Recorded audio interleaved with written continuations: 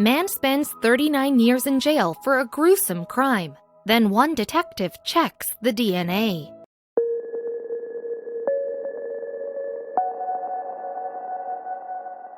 In November 1978, the cops arrested Craig Richard Colley for the murder of Rhonda Wicht and her son, Donald, who was only 4 at the time. As the cops slapped the cuffs on him and hauled him off to jail, Craig cried foul play. They had the wrong man, he told the cops again and again. They didn't listen. In fact, no one wanted to listen to him until nearly a decade later. But was it too late? Before a judge.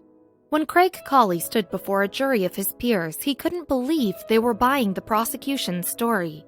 Both he and his defense knew the evidence to lock him up was circumstantial at best, and the authorities didn't bring anything surprising to the table.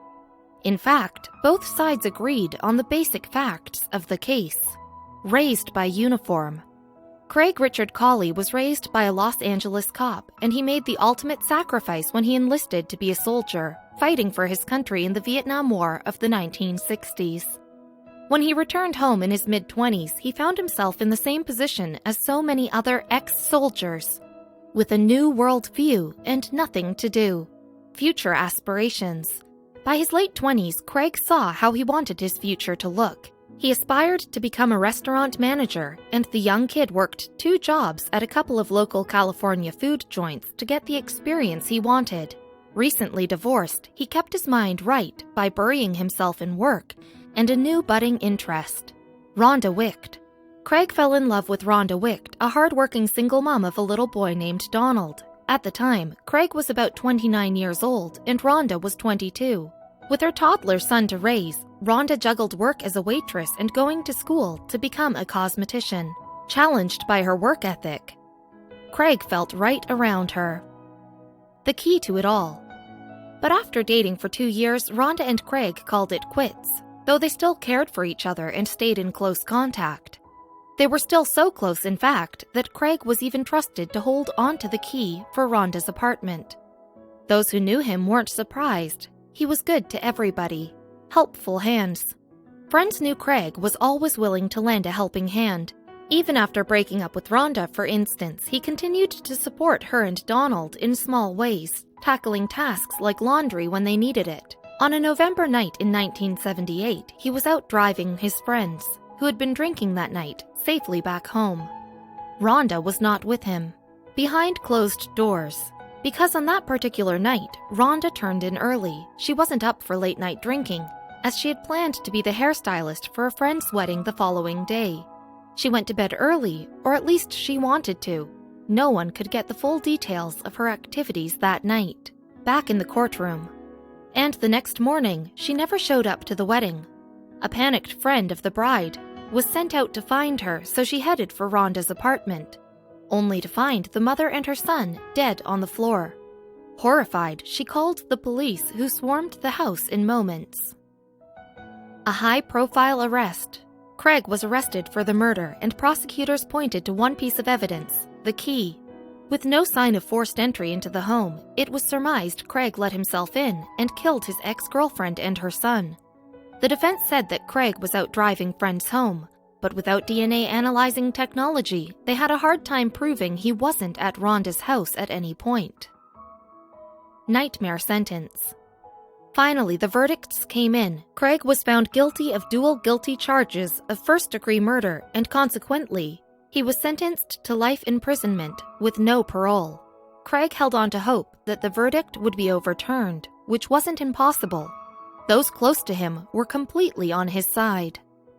Support all around. Neighbors and friends who knew Craig stood for his innocence, and newspapers joined in as well. Even the judge who oversaw one of Craig's initial hearings said the guilty verdict was wrong, but he was forced to rule with the jury. With enough support on their side, Craig's parents fought back to save their son from a life sentence. Love from Mom and Dad. Craig's parents loved and believed in their son, so they dug into all of their savings, even taking out a mortgage on their home to pay new investigators and lawyers to work on the case. Sadly, nothing would start to change until 9 years into Craig's sentence when Detective Michael Bender got involved. Mishandled case. Detective Bender was a member of the Simi Valley Police Department, so he was familiar with the area. But he hadn't heard of Craig or Rhonda's murder. He was relatively new to the force at the time. In 1987, though, 9 years after Craig's arrest, a friend in the department shared the case with him. He was stunned. The way everything was handled was unjust. Much needed evidence. Back when the investigation was underway, crucial testimonies were considered not good enough, and thus were ignored. Evidence leading to the true identity of Rhonda's killer was destroyed. Even Craig's solid alibi of hanging out with friends and driving them home was ignored. All this would have changed the case. Doing the right thing. Detective Bender sought out to free Craig Richard Colley, but his superiors, who were a part of the original investigation, pushed him to let it go. They were so adamant about Detective Bender forgetting the case that they threatened to take away his job, so Michael Bender beat them to the punch and quit, believing in good. Michael believed in Craig, especially after meeting him face to face. With years of experience on the force, Michael learned a lot about people. He had a sense of who was innocent and guilty, and bolstered by the knowledge that the investigation was a disgrace, he was certain Craig did not kill Rhonda. Hard at work. Michael found a new job in another town and took as much time as he could to work on Craig's case. Craig's mother offered support, supplying Michael with all the case files she had. While everyone worked hard for Craig, he found a way to work hard for himself. Spreading faith. Even in the worst situation, Craig tried to focus on positivity and kindness. He admitted that he had his bad days at Folsom Prison, but he made the best of his life after turning to a Christian faith. He started a Bible study group and helped out others in any way that he could. Blessed behind bars. Inspired and motivated, Craig took theology courses and earned a certificate as a Bible counselor and a BA in biblical studies. He also learned to make jewelry, which he sold, donating the profits towards this new investigation. Trapped behind bars for a decade, he evolved and changed, looking for better ways to better himself. Outside, Michael's work was nearing an end. Putting the pieces together. Michael knew that there were missing pieces to Craig's case, so he made several calls to reopen the investigation. Finally, in 2012, the state of California agreed to reopen Craig's case, coming across the DNA evidence officials initially believed was destroyed. While useless in 1978, they could now compare crime scene samples to Craig to see if he was involved. Free at last.